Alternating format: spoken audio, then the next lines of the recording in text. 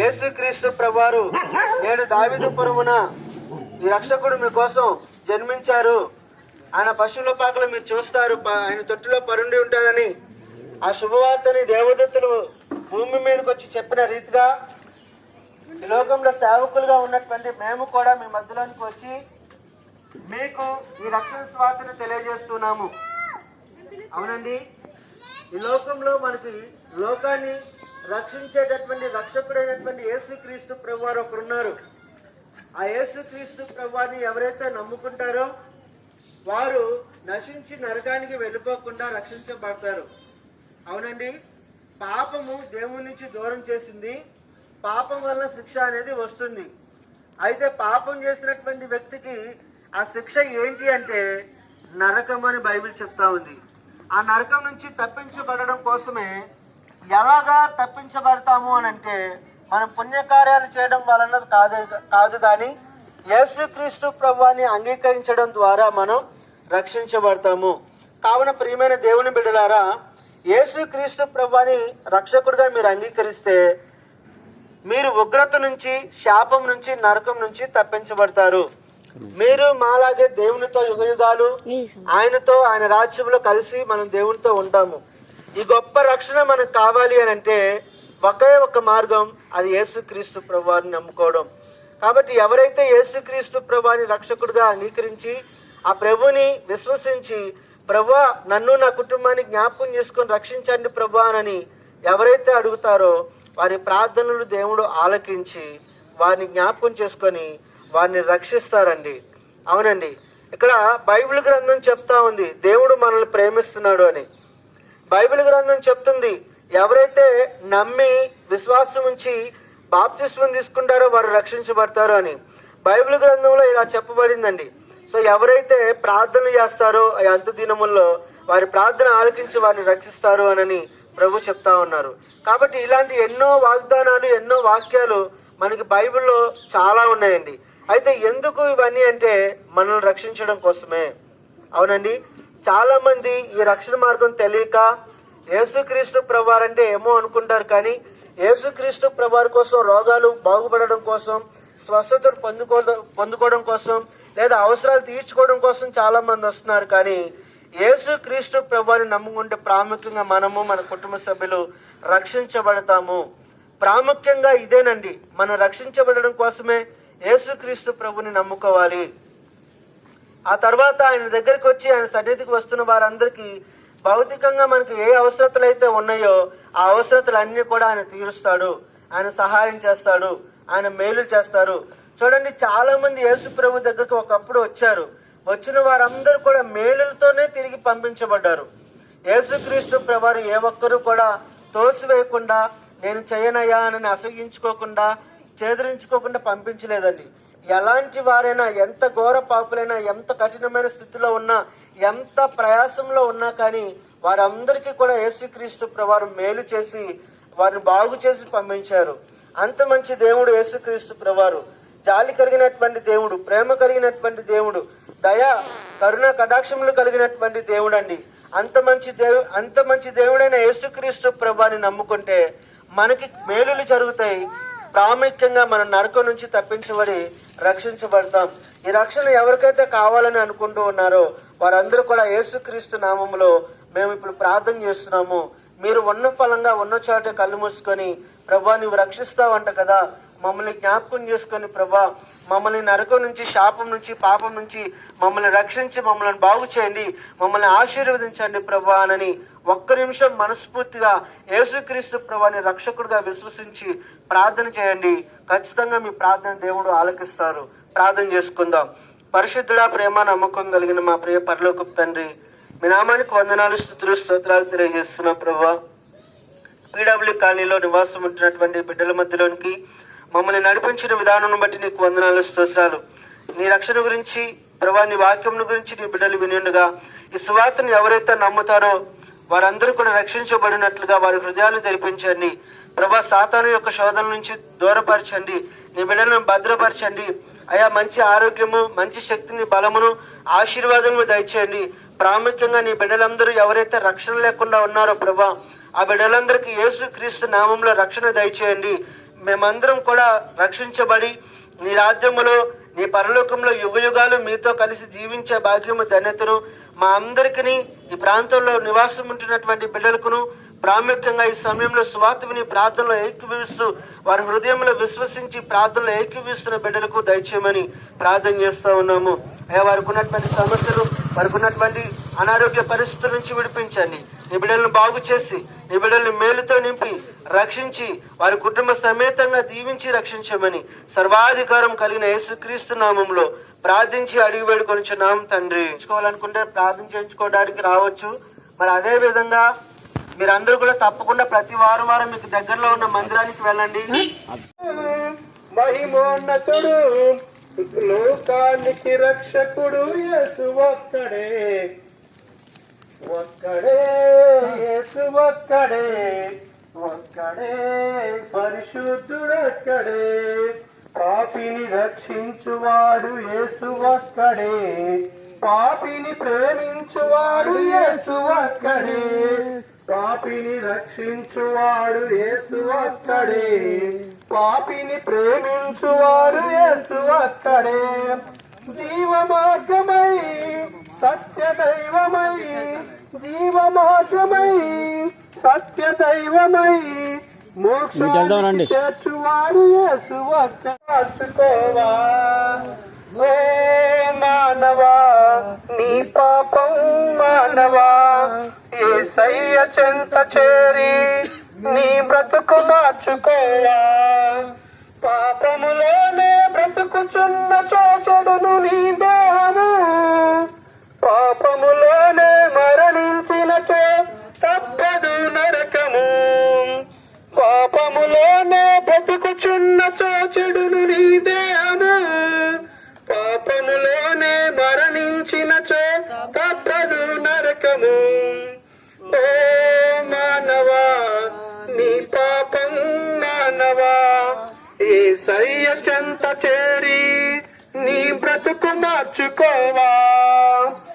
ఎంతకాలము పాపములోనే బ్రతుకుచుందువు, ఎంతకాలము శాపములోనే కొట్టబడుదువు, ఎంతకాలము వ్యసనపరుడవై తిరుగుచుందువు, ఎంతకాలము దుఃఖములోనే మునిగియుందువు. యేసుని నమ్మి పాపము నుండి విడుదల పొందుము.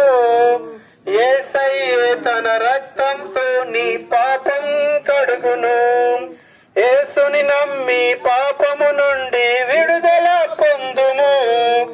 యేసయ్యే తన రక్తంతో నీ పాపం కడుగును. ఓ మానవా, నీ పాపం మానవా యేసయ్య చెంత చేరి నీ బ్రతుకు మార్చుకోవా. ఓ మానవా, నీ పాపం మానవా యేసయ్య చెంత చేరి నీ బ్రతుకు మార్చుకోవా. ఎంతకాలము దేవుని విడిచి తిరుగుచుందువు, ఎంతకాలము దేవుడు లేక బ్రతుకుచుందువు, ఎంతకాలము దేవుని మాటను ఎదిరించెదవు, ఎంతకాలము దేవుని నీవు దుఃఖపరుతువు. యేసయ్యే నీ పాపం కొరకు ప్రాణం పెట్టెను. యేసయ్యే నిన్ను రక్షించి పరమున చేర్చును. యేసయ్యే నీ పాపం కొరకు ప్రాణం పెట్టెను. యేసయ్యే నిన్ను రక్షించి పరమున చేర్చును. ఓ మానవా, నీ పాపం మానవా యేసయ్య చెంత చేరి నీ బ్రతుకు మార్చుకోవా. ఓ మానవా, నీ పాపం మానవా యేసయ్య చెంత చేరి నీ బ్రతుకు మార్చుకోవా.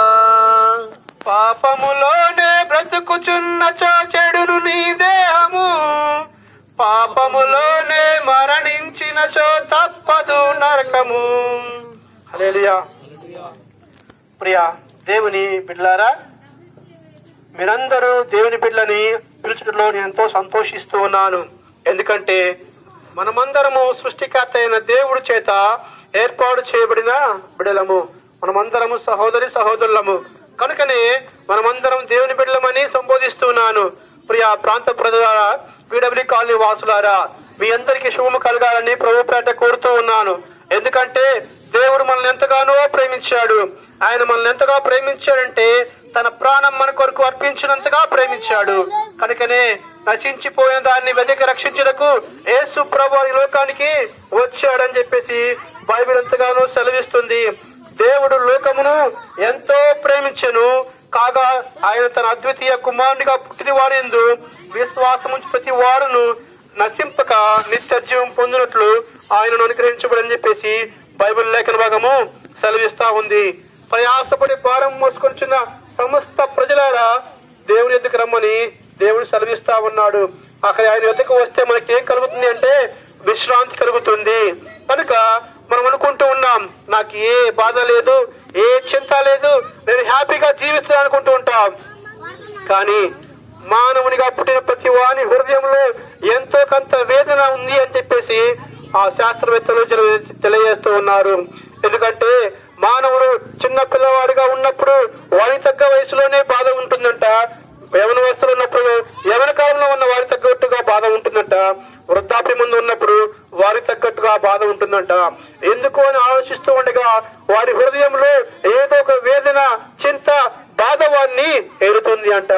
ఎందుకనగా ఎట్లానగా ఆయన చెప్తున్నాడు, పాపం వల్ల వచ్చు జీతము మరణము. ఇట్టి మరణానికి లోనైన ప్రతి ఒక్క వ్యక్తి ఏం చేయబడుతున్నాడంటే బాధకి, చింతకి, వేదనకి గురవుతూ ఉన్నారు. కనుక ఈ పాపం నుంచి, ఈ శ్రమల నుంచి, ఈ ఇబ్బందుల నుంచి ఎవరు మమ్మల్ని నడిపిస్తారు, ఎవరు మమ్మల్ని తప్పిస్తారు, మాకు మనశ్శాంతి ఎవరు కలుగ చేస్తారని చెప్పేసి ప్రజలైతే ఎంతో వేదన పడుతున్నారు. వారి వారి సమస్యలను బట్టి వేదనకు గురవుతున్నారు. అయితే యేసు ప్రభువు అన్నాడు, ప్రయాసపడి భారం మోసుకొంచున్న సమస్త జిల్లాలో నా ఎద్దుకు రండి, నేను మీకు విశ్రాంతి కలుగ చేస్తానండి. కనుక యేసు ప్రభువు ఎద్దుకు వస్తే ఆయన మనకి విశ్రాంతి కలుగ చేస్తారు అనుకోవచ్చు. యేసు ప్రభువాని గురించి తెలియజేసినటువంటి ఈ మాటలు ఎవరో వేరే వారికి మనకు కాదు అనుకోవచ్చేమో. అయితే ప్రియ సహోదరి సహోదరులారా, మనం ఏ కులం మార్చుకోవాల్సిన అవసరం లేదు, ఏ మతం మార్చుకోవాల్సిన అవసరం లేదు. యేసు ప్రభువాని గురించినటువంటి వార్త ఏంటంటే నశించిపోతున్న వారిని రక్షించడానికి, లేదంటే నరకంలో పోతున్న వారికి జీవాన్ని తెలియజేసే ఒక గొప్ప మార్గమే. ఆ మార్గం ఏంటంటే యేసు ప్రభువారు. ఎందుకు ఇలా చెప్తున్నా అంటే యేసు ప్రభువారు చెప్తున్నారు, నేనే మార్గమును, సత్యమును, జీవమును, నా ద్వారానే పరలోక రాజ్యానికి వెళ్తారని యేసు ప్రభువారు చెప్పారు. కనుక ప్రియ సహోదరి సహోదరులారా, మీరందరూ పరిశుద్ధుడును, రక్షకుడును, సృష్టికర్త అయిన దేవుని తెలుసుకుంటే మీకు ఈ లోకంలో సంతోషము, సమాధానము, శాంతితో పాటు పరలోక రాజ్యానికి వెళ్లే ఆ ప్రాప్తి కూడా కలుగుతుంది. కనుక మనం చేసే దాన ధర్మాల ద్వారా మనకి స్వర్గం రాదు, మనం చేసే పుణ్యకార్యాల ద్వారా మనకి స్వర్గం రాదు. కానీ యేసును తెలుసుకుంటే, సృష్టికర్త అయిన దేవుని తెలుసుకుంటే మనకి అప్పుడు పరలోక రాజ్యానికి మార్గం తెలియపరచబడతా ఉంది. కనుక ప్రియ సహోదరి సహోదరులారా, ఈ యొక్క రాత్రికాల సమయంలో మీ అందరికీ యేసు ప్రభువారి గురించి తెలియజేస్తున్నాను. ఇట్టి యేసు ప్రభువారి గురించి తెలియచేట్లో ఇది గొప్ప సంతోషకరమైన శుభవార్త. సంతోషకరమైన శుభవార్త ఉంది అంటే దుర్వార్త కూడా ఉన్నట్లు లెక్కే కదా. అంటే ఆ వార్త ఏంటంటే ఎవరైతే యేసు ప్రభువాన్ని తెలుసుకోకుండా అంగీకరించకుండా చనిపోతారో వారికి నరకం వస్తుందని చెప్పేసి బైబిల్ సెలవిస్తా ఉంది. కనుక ఇట్టి నరకంలో పడిపోకుండా ప్రతి ఒక్క వ్యక్తి దేవుని బిడ్డలే కనుక అందరూ అంతటా రక్షించబడాలని యేసు ప్రభువారు ఈ లోకానికి మన పక్షంగా శ్రమ అనుభవించడానికి వచ్చి ఉన్నారు. మరణించాడు, మన కోసం మరణించే పాపం వల్ల వచ్చు జీతం మరణం అని. అయితే యేసు ప్రభువారి వల్ల వచ్చేది ఆ కృప వల్ల నిత్య జీవం కలవచ్చు అని బైబిల్ సెలవిస్తా ఉంది. ఆ దేవుని బిడ్డలారా, పరిశుద్ధ లేఖన భాగంలో సెలవిస్తూ ఉండగా శ్రద్ధగా ఆలోచించవలసిందిగా ప్రభుత్వాన్ని కోరుతూ ఉన్నాను. ప్రియ సహోదరి సహోదరులారా, యేసు ప్రభువారు ఈ లోకానికి వచ్చింది ఎందుకంటే నశించిన దానిని వెతికి రక్షించడానికి. ఎవరు నశించిపోతున్నారంటే పాపం వలన వచ్చు జీతము మరణం కనుక అటువంటి మరణం నుంచి తప్పించడానికి యేసు ప్రభువారు ఈ లోకానికి వచ్చి ఉన్నారు. కనుక మనం అందరము ఏం చేయబడి ఉన్నామంటే దేవుడు అనుగ్రహించే మహిమను పొందలేక మనం పోతూ ఉన్నాము. మహిమను పొందలేకపోతూ ఉంటే ఏం కలుగుతుంది అంటే, ఆ మహిమను పొందలేకపోతున్న మనము ఎందుకు కలగట్లేదు అంటే చీకటిలో ఉన్నవారము. చీకటిలో ఉంటే ఏం కలుగుతుందంటే నరకము వస్తుంది. ఎలాగనగా చీకటి ఏంటి అంటే పాపము సదృశ్యంగా బైబిల్ సెలవిస్తా ఉంది. పాపం వల్ల ఉచితం మరణమని, అటువంటి మరణము మానవుణ్ణి ఆరని నరకాగ్నిలోకి అగ్నిగుండంలోనికి పాత్రలు అవుతారని యేసు ప్రభువుని తెలుసుకోకుండా జీవిస్తూ ఉంటే ఎవరైతే ఉన్నారో, యేసుని అంగీకరించకుండా ఎవరైతే ఉన్నారో వారందరికీ అగ్నిగుండము కలగబోతుందని చెప్పేసి బైబిల్ స్పష్టంగా తెలియజేస్తుంది. అయితే ఒక అవకాశం ఇస్తున్నారు దేవుడు. నేడే మిక్కిలి అనుకూల సమయము కనుక ఈ మిక్కిలి అనుకూల సమయంలో మీరు రక్షకుడని యేసుని తెలుసుకొని రక్షకుడిగా ఆయన్ని మీరు అంగీకరించేలా వారందరికీ నిత్య జీవాన్ని దేవుడు అనుగ్రహిస్తున్నారు. కనుక ప్రియా దేవుని పిల్లలారా, దేవుని పిల్లల్ని ఎందుకు సంబోధిస్తున్నాను అంటే మనమందరము దేవుని చేత ఏర్పాటు చేయబడిన వారము. ఆయన మన కోసం ఈ లోకానికి వచ్చి మరణించి పాపానికి వెల చెల్లించి చనిపోయి నిత్య జీవాన్ని అంటే తిరిగి లేచి మనకు నిత్య జీవాన్ని దేవుడు అనుగ్రహిస్తూ ఉన్నాడు. కనుక మనమందరము దేవుని పిల్లలం కనుక అటువంటి ఆ గొప్ప భాగ్యాన్ని పొందుకొని మనము నరకంలో పడిపోకుండా సజీవుడు మహోన్నతుడైన దేవుణ్ణి తెలుసుకొని ఆయన రక్షకునిగా అంగీకరించి ఆయన అనుసరిస్తే ఆయన మా అందరికీ నిత్య జీవాన్ని ఇస్తాడు. ఎందుకంటే ఎవరి పేరైతే జీవ గ్రంథమందు రాయబడలేదో వారి పేరు లేదు కాబట్టి వారందరూ నిత్య నరకాగ్నిలో అగ్నిగుండంలో వేయబడతారని చెప్పేసి బైబిల్ సెలవిస్తూ ఉంది. ఎవరి పేరు జీవ గ్రంథంలో రాయబడుద్ది అంటే ఎందరు తన్ను అంగీకరించదరో అంటే యేసు ప్రభువుని తెలుసుకొని యేసు ప్రభువుని అంగీకరిస్తారో వారందరికీ దేవుని కుమారులయ్యే అధికారము దేవుడు ఇస్తూ ఉన్నాడు. దేవుని పిల్లలయ్యే అధికారము దేవుడు అనుగ్రహిస్తూ ఉన్నాడు. కనుక దేవుని పిల్లలైతే వారసులే కనుక వారందరికీ జీవ గ్రంథంలో పేరు లెక్కించబడుతూ ఉంది. కనుక ప్రియా సహోదరులారా, యేసును తెలుసుకోండి. యేసే రక్షకుడని, యేసే విమోచకుడని, ప్రతి ఒక్క పాపము నుంచి విడుదల కలుగు చేసి ప్రతి సమస్యకు సమాధానము అనుగ్రహించి నిన్ను నన్ను మనందరినీ రక్షించి పరలోక రాజ్యానికి తీసుకుని వెళ్ళడానికి ఉన్నద ఏకైక మార్గం ఏంటంటే యేసును తెలుసుకోండి. యేసును తెలుసుకొని ఈనాడే రక్షణ ఉంది. యేసుని సొంత రక్షకుని అంగీకరించి యేసు ప్రభు వారి బిడ్డలుగా పొందే గొప్ప యోగ్యతను పొందుకోవాల్సిందిగా ప్రభుత్వాన్ని కోరుతున్నాను. కనుక సహోదరులారా, యేసుని తెలుసుకోండి. అనలేక తూలాడయ్యా అయ్యయ్యో కూలాడయ్యా యేసయ్య పాదాలు బంగారు పాదాలు. ఎవరు ఇవ్వట్లేదు, కానీ యేసుక్రీస్తు మాత్రమే మీ యొక్క ప్రయాస అంతటితోనూ సహాయం చేయగలరు. ఎందుకంటే ఏ మానవుడు కూడా పాపం చేయకుండా లేడు.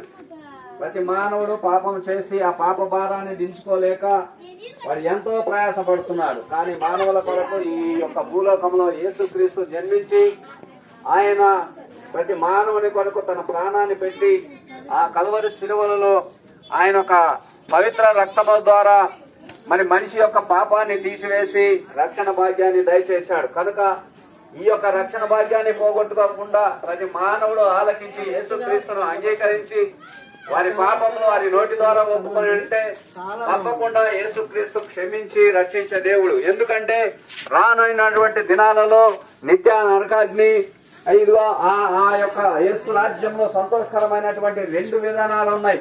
మానవులు నిత్య నరకాగ్నిలోకి పోకుండా రక్షించుటకు యేసుక్రీస్తు మాత్రమే మార్గమై ఉన్నాడు.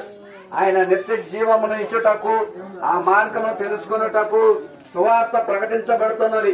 కనుక ప్రతి ఒక్కరూ మారు మనసు చెంది యేసుక్రీస్తును నమ్ముకొని ఆయనను మీరు సొంత రక్షకుడుగా అంగీకరించిన యెడల మీ పాపాలు క్షమించబడతాయని పరిశుద్ధ గ్రంథము తెలియపరుచున్నది. కనుక ప్రతి ఒక్కరము కూడా ఏదో విధంగా పాపం చేసిన వారమే. కనుక మన పాపాలన్నిటినీ కూడా యేసుక్రీస్తు నామంలో ఒప్పుకున్నట్లయితే మనకు రక్షణ భాగ్యము దక్కుతుంది.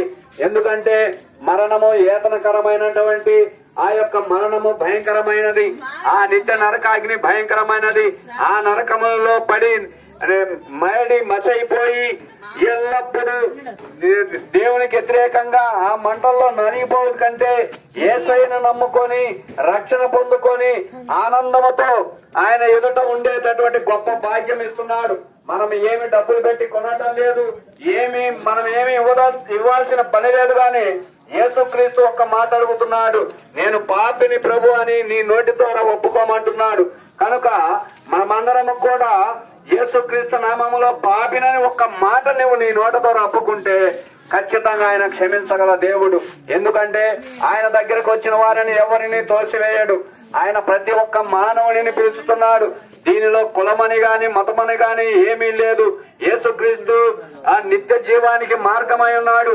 ఆ నిత్య జీవం పొందుకోవటానికి నీవు చేసిన పాపాలన్నింటినీ విడిచిపెట్టడానికి గొప్ప సదవకాశం ఇస్తున్నాడు.